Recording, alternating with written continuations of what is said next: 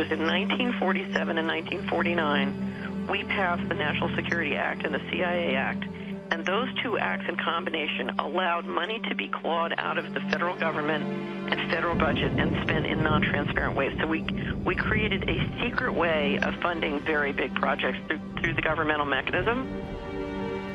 It all comes back to a point after World War II where literally the government lost control of the technology. We had the most powerful, secretive black technology in the world, including some that we brought over from the Nazis. And a lot of what we're dealing with goes back to the fact that we've had since then 50 to 60 years of incredible non-transparent governmental flows going into basically corporate-controlled technology that many of us don't understand. Apple, Microsoft, and Tesla. All three have been on a roll since mid-June. New concerns tonight about the social media giants' role in fake news and elections. These firms have too much power, our economy, and democracy. Everything they're doing online is being watched, is being tracked. Every single action you take is carefully monitored and recorded. Their personal data, which is like gold. We have this trusted digital identity built. Ja, en bij mij gingen er heel veel vraagtekens. Wat is een digitale portemonnee? 10 of the 17 Sustainable Development Goals cannot be met without first closing the identity gap. Digital identity is an absolute horror. Das kommende Jahrzehnt muss Europas Digital Decade sein. We won't be able to do that with traditional systems. The regulation for the EU Digital COVID certificate. Vote is closed and it is adopted. The passport infrastructure is in place. You bring in that digital currency and you've got this total control. What happened? Where is the critique of capitalism itself, which has led to a system of horrendous inequality?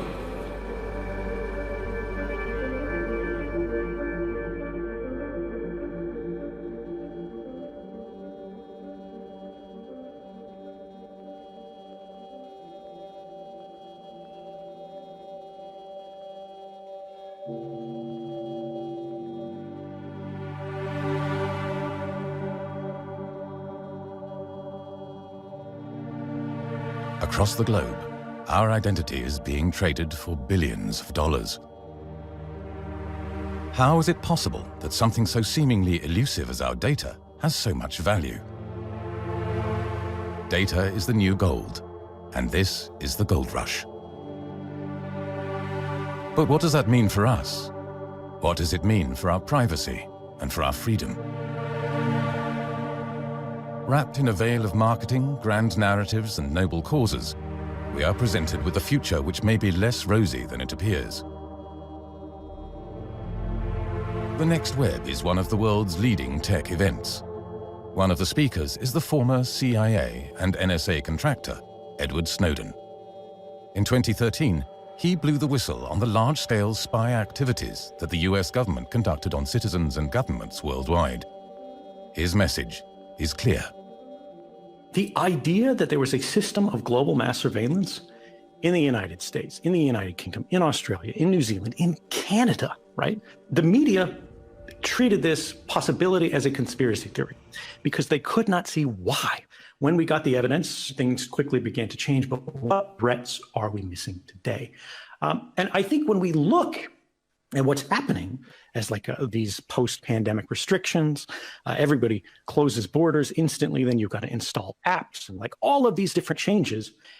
And then just a few years later, you've got in China, 25 million people in the city of Shanghai who are not allowed to leave their apartments, who are not allowed to even order groceries. If you couldn't leave your apartment and you couldn't order groceries right now, how long would you last? I think this is where we are moving toward a moment in history right now that we all feel things are going wrong. Everybody sees the plate beginning to slip in slow motion. We're all reaching it to try to catch it. But if we had known that plate was going to fall, we would have a better chance to catch it. And I am worried that the plate is going to break. Banks are the biggest example right now where, they can cut you off at any moment. You have your money in their hands, and they're supposed to, be good stewards of it. But we have begun to see people dislocated from their accounts because of protest activity, right? Because of the movements they support. But governments realize they have new tools that they've never had before. When there is such a popularity, when there is such a dependence on a certain structure, on a certain network, how do we leave it? How do we depart it? How do we progress from it? How do we recognize that the system as it exists today is not good enough? And to recognize that it could be better, and to recognize that it should be better, and to recognize that individually and collectively we can make it better. But it will not become better unless we force that to happen. I don't mean violently. This can be achieved non-violently. And I think this is both the great challenge and the great hope of our time. And we are being asked by history in this moment right now, what are we going to do with it?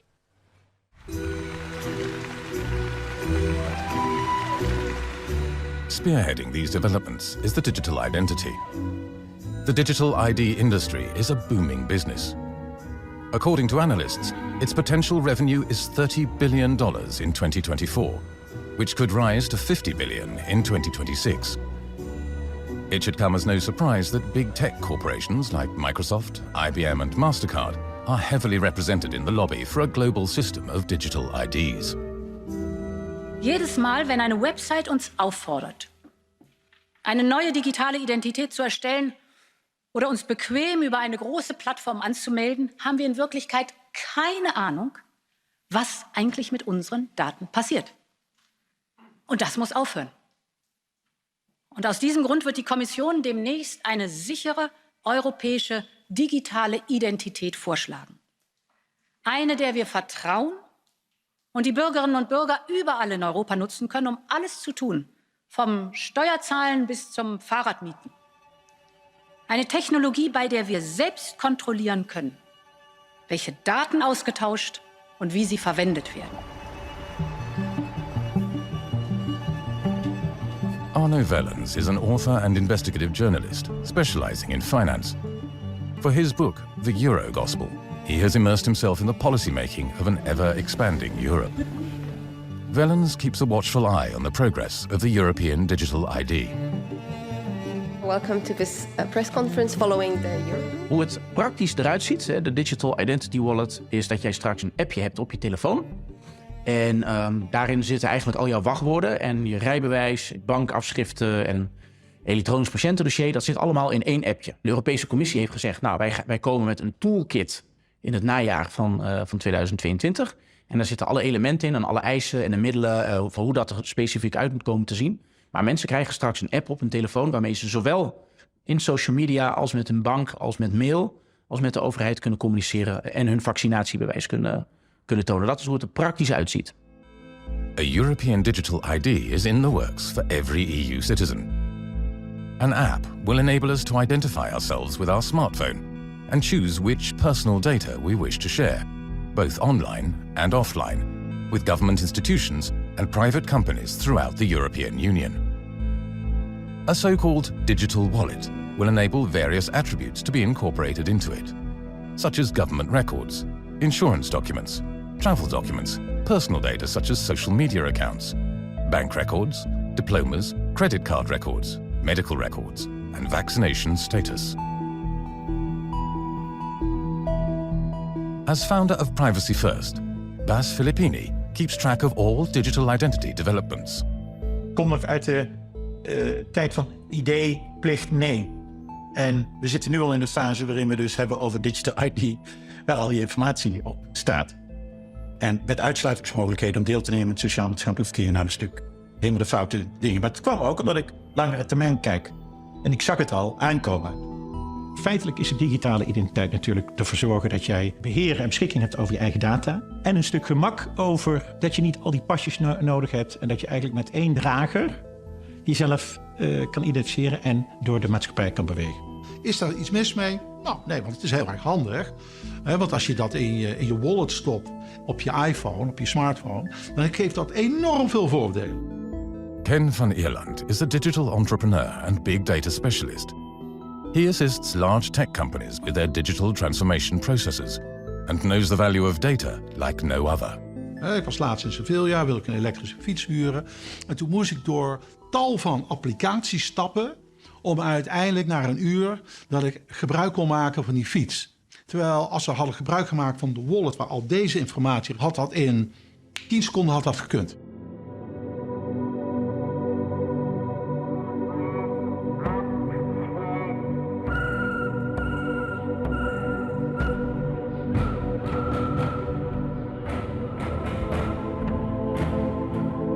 digital identity gives us a prospect of convenience, security, and economic progress. But at the same time, there are grave concerns, such as here in Frankfurt, where people are worried about their privacy, safety, and freedom. By connecting every citizen's data, it would be technologically feasible to surveil, manipulate, and exclude people from society on a large scale. Thus, in the wrong hands, this could become the ultimate means of control. A digital ID, to which all our data is linked, seems to be the ultimate means to this end. But the question arises, where does this push towards the centralization of our data stem from? And whom does it benefit? Er zijn twee redenen om dit te willen. En de ene kant is omdat er handel zit in jouw data. Want als al jouw data aan elkaar gekoppeld zijn, dan kunnen analisten die kunnen kijken wat jij allemaal uitgeeft, hoe jij te beïnvloeden bent. Er zijn mensen die jouw bestedingspatroon en jouw eetpatroon willen koppelen aan medisch onderzoek.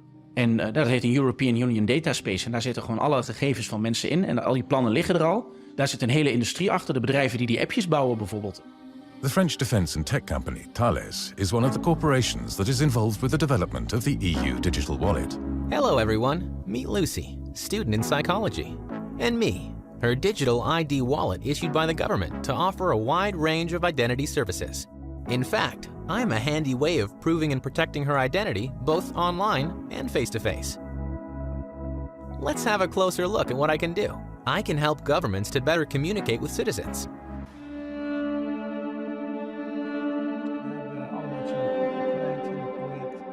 Hoe sterk is die technocratische lobby vanuit techbedrijven? Heel groot. Het gaat om geld. De hele digitalisering wordt aangejaagd op big tech. Kijk, die overheid heeft een ruif van duizenden miljarden die ze ter beschikking stellen om idealen na te streven die zij graag voor hen willen bouwen tegen woekerprijzen. En dat zie je dus ook in het hele vraagstuk rondom digitalisering. Is dat die overheid ziet dat als je op een centrale manier dat kan gaan inrichten. Dan zie je dat al die Franse, Duitse bedrijven die zeggen wauw, dat is geweldig. Dat zijn miljardenprojecten. Daar worden honderden miljarden geïnvesteerd om een platform te creëren. Om het identity van 500 miljoen Europese burgers vast te leggen. En om daarmee ook een hele workflow te bouwen. Van wieg tot graf. Om je daarin te gaan besturen. Vanuit het surveillance capitalism is er natuurlijk een soort van gratis model ontstaan op internet om consumenten bij jouw dienst aan te laten sluiten. De stap die daarna is gekomen is manipulatie van die gegevens om jou te bewegen in een richting waar je nog helemaal niet aan gedacht had. Totdat deze stroming gecombineerd werd met politiek. En daarbij zie je dat, als wij gedrag kunnen voorspellen en manipuleren van consumenten, dan kunnen we dat ook wellicht doen van kiezers. Nou, en die hele efficiënte manier om te sturen, is natuurlijk de droom van elk groot bedrijf.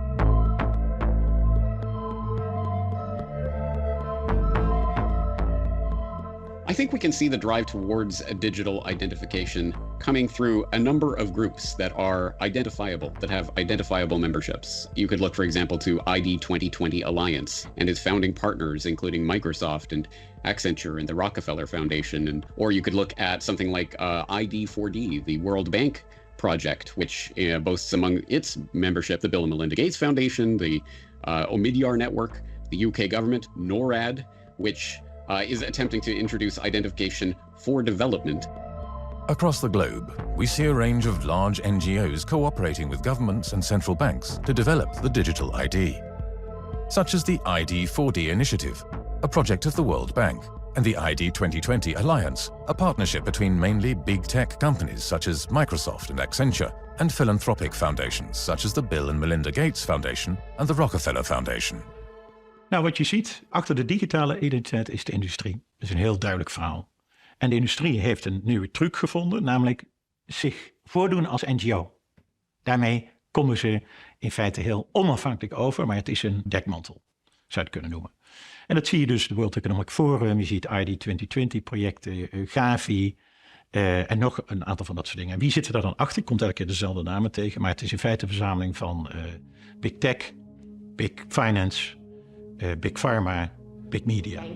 I think the idea of the nation state as the organizing principle for power in the world is an increasingly antiquated notion since the founding of the post-World War II order. In regional groupings that are increasingly, I think, openly and undeniably controlled by transnational interests of multinational corporations, financial interests, NGOs of various sorts, and we see that reflected in the membership of these various digital identity alliances. One of the largest and most influential NGOs is the World Economic Forum, founded by the German engineer and economist Klaus Schwab.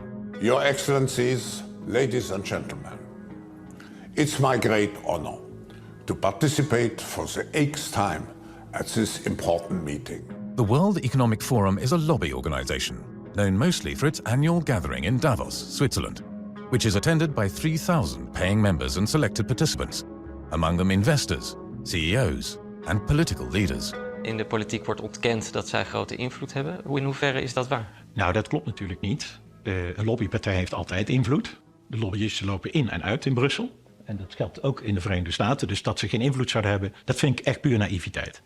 Vervolgens zijn er natuurlijk brieven, ook naar buiten gekomen, door WOP-verzoeken, waarin heel duidelijk wordt gezegd, neem een voorbeeld van de minister Kaag.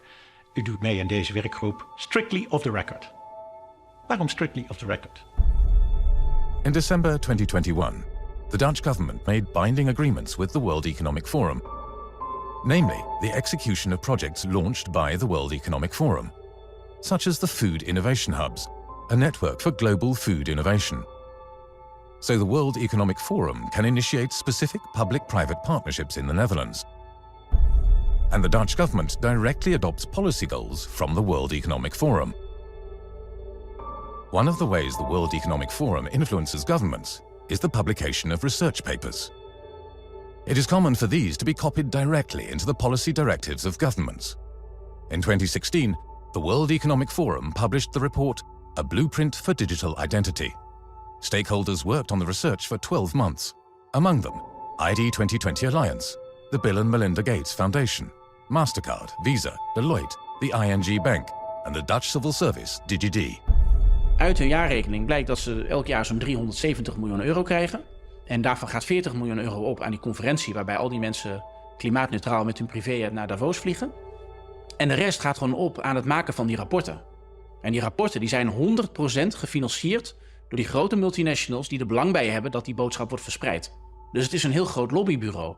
En dan kun je je afvragen, ja, hoe omvangrijk is het? Hoe invloedrijk is het? Nou, in de jaarrekening van het World Economic Forum staat dat zij een actiecommissie hebben. En dat zien zij als een ministerie van Buitenlandse Zaken van het World Economic Forum. Zo heet dat ook. Dat kan rechtshandelingen verrichten. Dat kan contracten sluiten met de Nederlandse overheid. Als er een geschil ontstaat, dan is niet de Nederlandse overheid het hoogste gezag. Maar dan moet er naar een internationaal tribunaal worden gegaan. Een arbitragecommissie.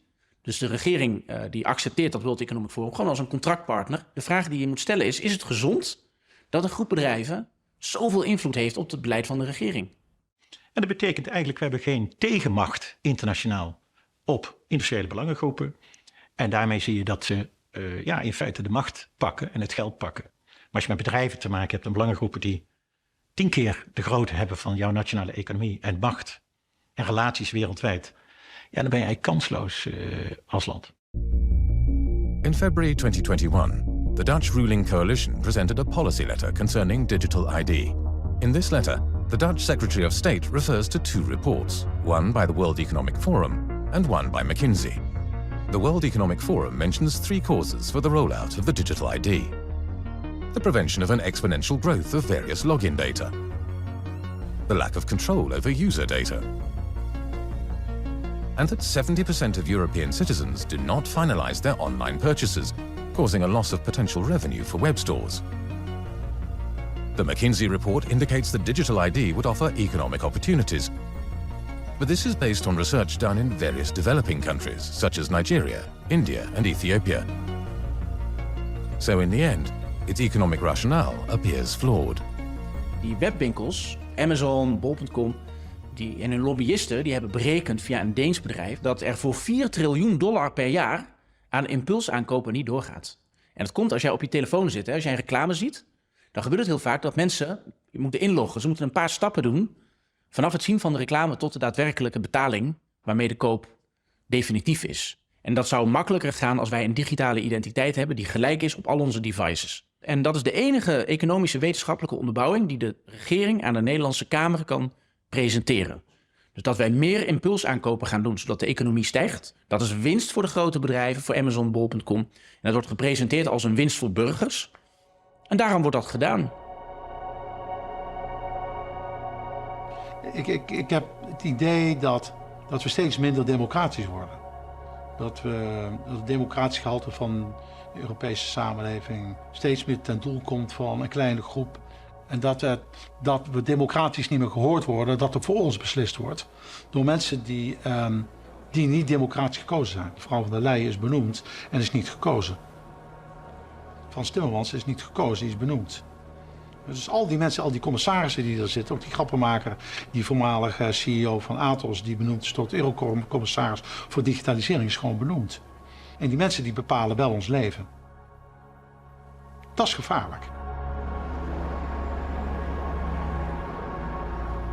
Everybody's pretending that we live in a democratic process, but we are not.